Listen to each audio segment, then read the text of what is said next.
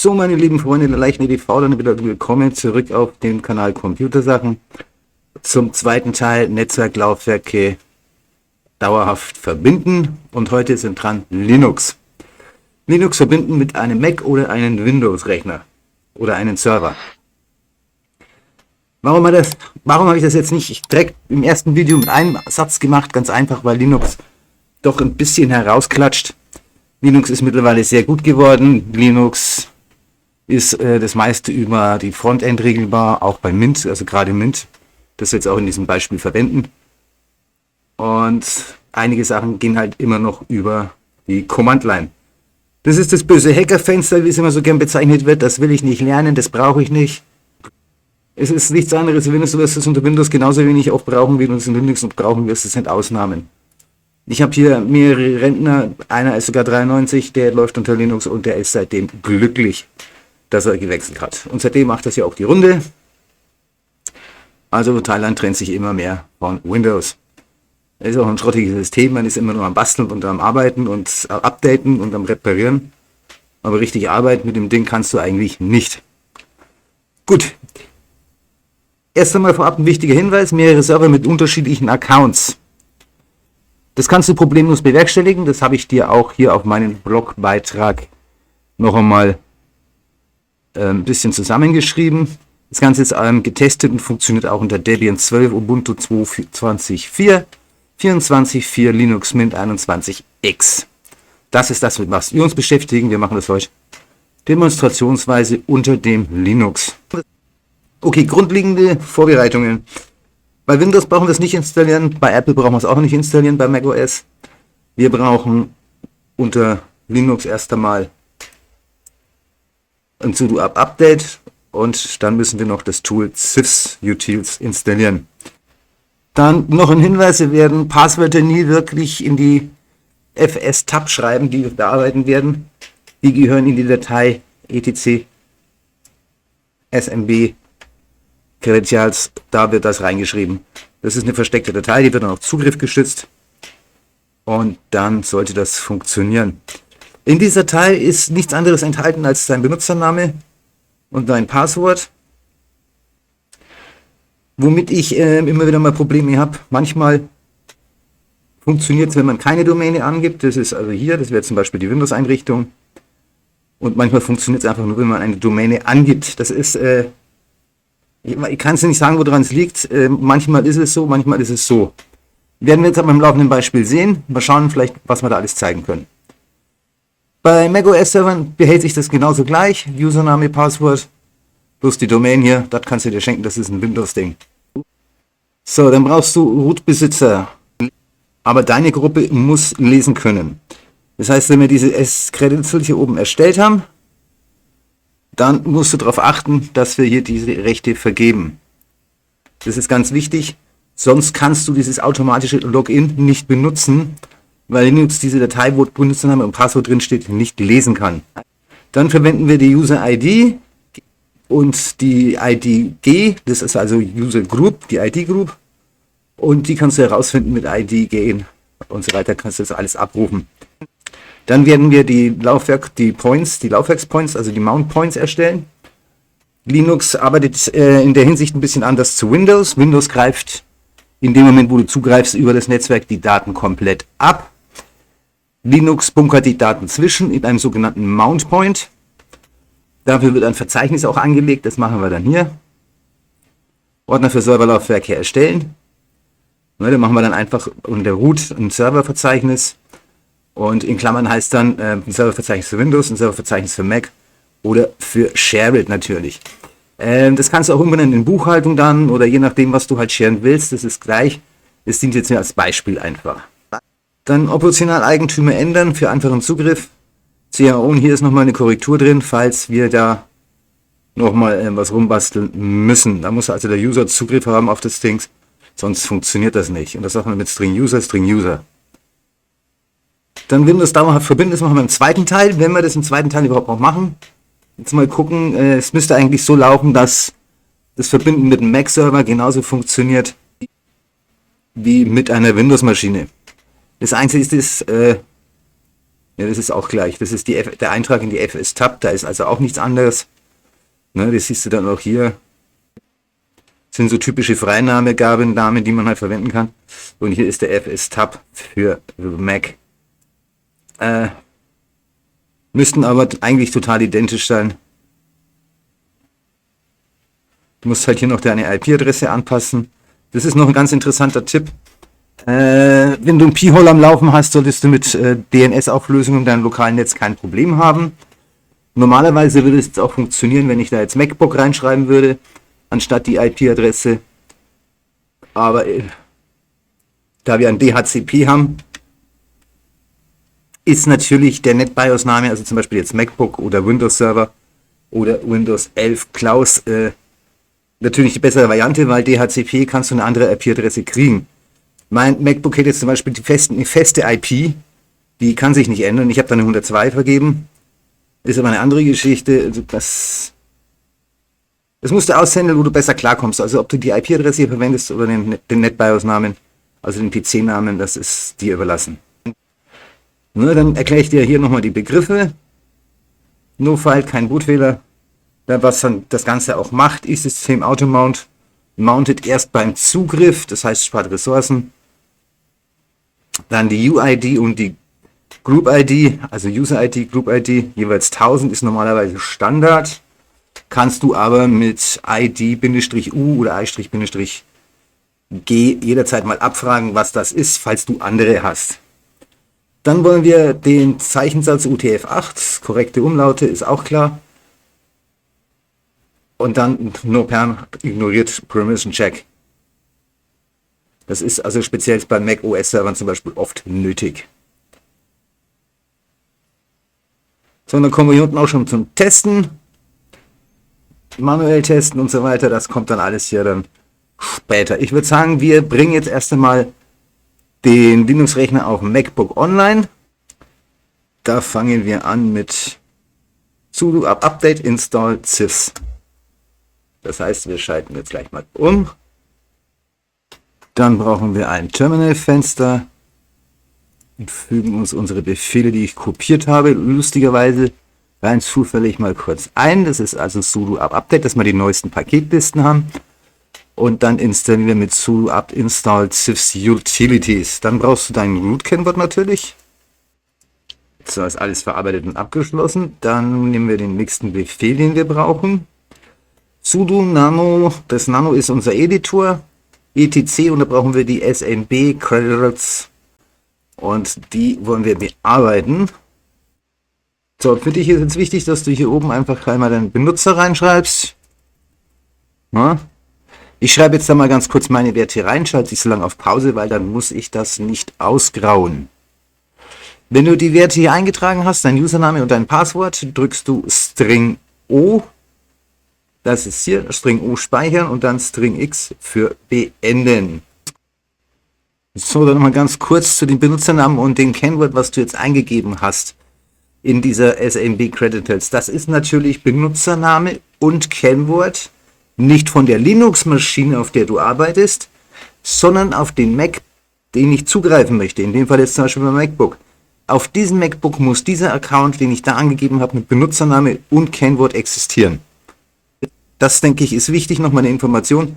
Nicht, dass du jetzt deine Benutzerkontendaten von Linux eingibst, die sind hier falsch. Du musst die von der Gegenstelle anrufen. Das ist wie wenn du jemanden anrufst, dann brauchst du dessen Namen, damit du ihn ansprechen kannst. Genau, und genauso ist es hier, gehst an einen anderen PC und du musst dich an einem anderen PC anmelden. Also remote, nicht lokal auf deinem. Dann mal weiter im Textus.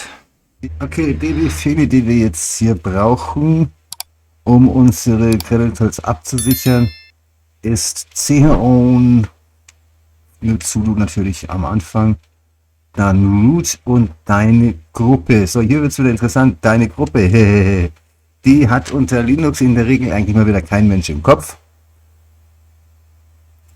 Machen wir uns mal einen neuen Reiter. Dann machen wir ID, GN. Und da haben wir die Gruppe, wo ich Mitglied bin. Das ist Mike, ist ja wunderbar. Das korrigiere ich dann hier. Deine Gruppe wird Mike. Der Rest der Zeit ist okay, den kann man so lassen. Das heißt, damit ist Root und die Gruppe, wo ich Mitglied bin, quasi Admin. Auf dieser Datei können damit alles machen, die anderen dürfen das nicht. Und das setzen wir jetzt hier sudo chmod 6.4, also das heißt, hier dürfen wir lesen und schreiben. 4 heißt 0 lesen, 0 heißt nix. Na, das ist der Root, das ist die Gruppe und das ist irgendjemand oder alle anderen. Und dann klatschen wir das rein, dann brauchen wir natürlich wieder unser sudo-Passwort. Damit haben wir das drinnen. Der nächste Streich, den wir machen, ist sudo mkdir-p. Wir legen uns direkt im Root-Verzeichnis unserer Festplatte ein Verzeichnis Server an. Und dann kann ich jetzt natürlich auswählen, welchen das ich haben möchte. Ich teile das immer ganz gern auf. Windows-Laufwerke, Mac-Laufwerke. Das sind dann so meine Verzeichnisse, mit denen ich arbeite. Also mache ich jetzt Server und Mac OS. Klatsch das rein. Dann mache ich nochmal Cursor nach oben. Und jetzt mache ich dahinter noch ein Mic, weil ich möchte das Verzeichnis Mic von meinem MacBook auf Linux rüber mounten. Da ich bevorzuge, dass immer alles gleich ist, nenne ich das auch Mic. Dann ist immer alles Mic und ich weiß, wo ich dran bin. So habe ich das Verzeichnis auch erstellt, sonst gibt es hier nämlich eine Fehlermeldung, dass er den Mount Point nicht findet. Wenn wir das Ding dann mounten, dann heißt es dann hier, nee, ist nicht, Junge, guck mal, du hast hier kein Verzeichnis macOS/Mic. Das haben wir jetzt damit einfach gleich mit erschlagen.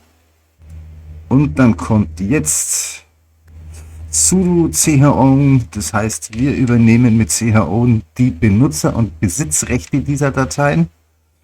Das machen wir mit String User und String User. Das heißt, der aktuelle User kann also darauf zuklatschen.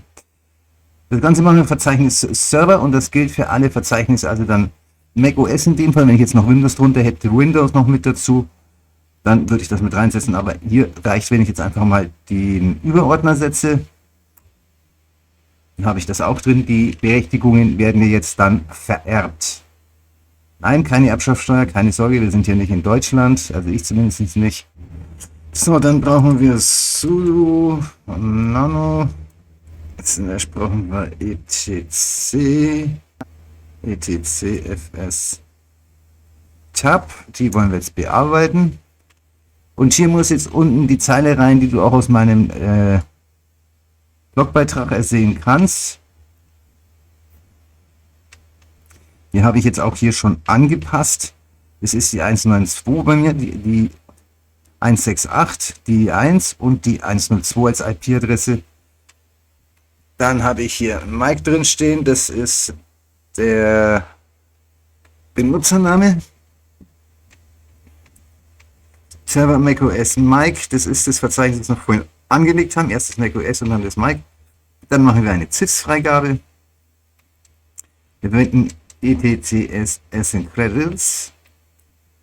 Dann haben wir unsere User-ID, unsere Group-ID, unseren File-Mode, Dir-Mode. Das ist alles noch einmal im Blogbeitrag beschrieben, was das Zeug macht. Also wenn du das eingefügt hast, bitte darauf achten, alles in einer Zeile, keine Zeilenumbrüche da reinmachen in die Zeile. Ja, die ist so lang, das ist gut so. Dann drückst du String O für Speichern, speicherst das Ganze ab und machst mit X raus. So, jetzt möchten wir unseren PC natürlich verbinden. So, jetzt siehst du hier auch so richtig schön, du hast hier, da habe ich es mit MacBook aufgerufen, dann hat er auch gesagt, Connection to Mike's MacBook failed. Und dann habe ich es mit der IP-Adresse aufgerufen und dann macht er es wieder. Also in dem Fall hat mir mein P-Hole auch wieder mal nicht geholfen, ist in Ordnung. Aber das kann es immer sein. Also wie gesagt, finde da IP-Adresse oder dein NetBIOS-Name, was bei dir am besten funktioniert, einfach heraus. Wenn du NetBIOS haben willst, wirst du wahrscheinlich nicht um die Konfiguration eines lokalen DNS herumkommen. So, dann sind wir wieder mal zurück auf unseren PC. Ich habe es auch nochmal reingeschrieben, keine Zeilenbrüche in der FS-Tab, alles in einer Zeile. So, NoFail, was macht NoFail? Kein Booten bei Fehlern bei verwendeten Server. Verhindert also Bootprobleme, wenn zum Beispiel der Computer aus ist, der Server oder gerade in Wartung. Dann haben wir X-Systeme, Automount, Mounted erst bei Zugriff. Das heißt, die Platte, alles ist da, aber es wird erst aktiviert und benutzt, wenn du es aufrufst. Dann die User-ID ist natürlich wieder klar. Die G-ID ist die Gruppen-ID. Dateien gehören deinem User. Das ist auch ganz witzig. Und dann haben wir den Zeichensatz, den wir verwenden. Den brauchen wir, um korrekte Umlaute wie RÖ, scharfes S und so weiter darzustellen. Bei Windows sehr wichtig. Und No Permanent ignoriert Permission Checks. Das ist bei Mac OS-Systemen also sehr oft nötig. So, dann testen wir unseren Mount mal, ob der funktioniert. Sudo mount sys 130. Muss ich natürlich wieder die IP-Adresse korrigieren. Und ich möchte es nicht in Home, ich möchte es in Mic. Dann brauchen wir nicht nochmal hin und her paddeln, wie im Schlauchboot. Und die 102. Die Credits verwenden User-ID 1000 Enter. mkdir. Erzeuge ein Verzeichnis. Server. macOS. Mic. So, jetzt haben wir das Verzeichnis drin. Jetzt, ich denke, dass es das war. Okay, das ist Hint use stop another version. Ah, okay, gut. Das sind wieder so Einrichtungsdinger.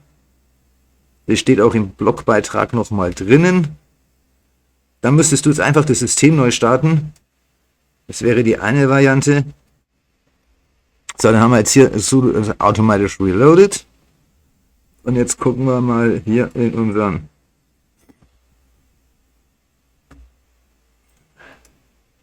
Dateiverzeichnis nach. Server macOS Mic. Und die Dateien sind da. Sudo mount A, haben wir es nochmal gemountet. Befehl sudo mount wird auch ausgeführt. Korrekt, das ist auch in Ordnung. So, wir wieder zurück auf unseren Safari. Dann schauen wir uns das nochmal ganz kurz an. Das war die letzte Zeile, die ich auch mal rauskopiert hatte. Hier ist jetzt Schritt 3, kannst du jetzt nochmal überprüfen, Mount-Status prüfen. Da ist der Befehl dafür da, den Inhalt mal anzeigen lassen, ist auch dafür da. Troubleshooting, häufige Fehler und Lösungen.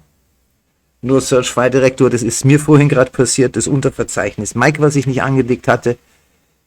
Wenn man keine grafische Oberfläche hat, macht man in der CML in der Command-Line schon mal ganz gern einen Fehler, das gebe ich zu, ja. Da kannst du nochmal die verfügbaren Freigaben überprüfen und anzeigen lassen, habe ich nochmal mit drin. Mit verschiedenen Freigaben testen. Dann haben wir, wenn wir zum Beispiel NT-Status Login failed haben, wenn wir nicht einloggen können, weil irgendwas nicht stimmt. Unable to open Credit Files, also Warnung, Dings, den hatten wir vorhin auch drin. Den war dann hier mit sudo system daemon reloaded. Kannst du das auch hinbügeln. Oder du startest einfach den PC neu. Dann noch mal macOS File Fault, wenn das Home-Verzeichnis nicht geht, weil es ist ein Sicherheitsmechanismus von Apple, der eingeschaltet ist, normalerweise Standard. Kannst du den deaktivieren oder du erstellst einen eigenen Share auf dem System. So, dann nochmal Erfolgscheckliste und so weiter. Wie gesagt, das kannst du alles nochmal ganz kurz durchgehen. Dann hier nochmal kurz Quickie zusammengefasst. Wie gesagt, da wirst du also glücklich werden. So, dann zum letzten Abschluss noch das Windows Server dauerhaft verbinden. Es ist genau dasselbe Prozedere, habe ich jetzt nochmal mit im Kopf mit durchlaufen lassen. Es ist eigentlich nichts anderes. Du brauchst die Credit nicht extra installieren. Ah, doch, die muss installiert sein. Das ist sowieso. Du hast die sudo nano etc fstab, die du bearbeiten musst. Dann findest du hier den Befehl für deine Windows-Server-Zugriffe. Du siehst auch schon hier ist ein bisschen Server Windows Documents. Das ist eigentlich dasselbe, das siehst du nicht. Accreditors, das ist eigentlich genau derselbe Befehl, den wir auch für Linux verwendet haben, also der ändert sich eigentlich auch nicht viel. Deine User-ID, Grid-ID, ja, steht auch alles hier. Es ist genau dasselbe, also ob du jetzt Es kommt nur auf diese Credentials hier an, dass du hier die richtige IP oder den NetBIOS-Namen einträgst. Dann wäre darauf zu, wo das gemountet werden soll, der Mount Point, da erstellst du auch wieder das Verzeichnis. Dann hast du dir die Credentials, die gibst du wieder an. Dann machst du halt dann SMB Credentials-Windows zum Beispiel, dann weißt du, das ist die Windows-Login. Dann hast du die User-ID, Grid-ID, den File-Mode, den Dir-Mode, das ist alles genau dasselbe, den Charterset UTF-8, das No-Fight und X-System Auto-Mounted 00. Ja, also sind wir eigentlich mit diesem Teil jetzt eigentlich auch durch. Wenn dir das Video gefallen hat, dann würde ich mich über einen Daumen nach oben sehr freuen. Ein Abo für den Kanal wäre riesig. Und wenn du die Glocke aktivierst, verpasst du auch kein weiteres Video mehr auf diesem Kanal. Dann Hinweis in eigener Sache, ich produziere diese Videos natürlich in meiner privaten Freizeit für euch, mit meinem privaten Equipment und was sonst noch dazu gehört. Und wenn du das gut findest, was ich hier tue, dann kannst du diesen Kanal gerne mit einer Spende finanziell unterstützen. Spendenlinks findest du unten in der Videobeschreibung. Solltest du weitergehende Probleme haben, zum Beispiel Skripte benötigen oder sonstiges, oder sonstige Probleme mit Computer haben, mit Notebook, mit Netzwerk, mit Einzelplatz, dann kannst du dich vertrauensvoll an die KSC wenden, den verlinke ich euch unten in der Videobeschreibung. Das ist ein weltweiter remoter Dienstleister, da wirst du geholfen für 25 € die Stunde, ohne Vertragsbindung, Auftrag gegen Rechnung, ohne Ecken, Haken und Ösen. In diesem Sinne, gehabt euch wohl und bis zum nächsten Video.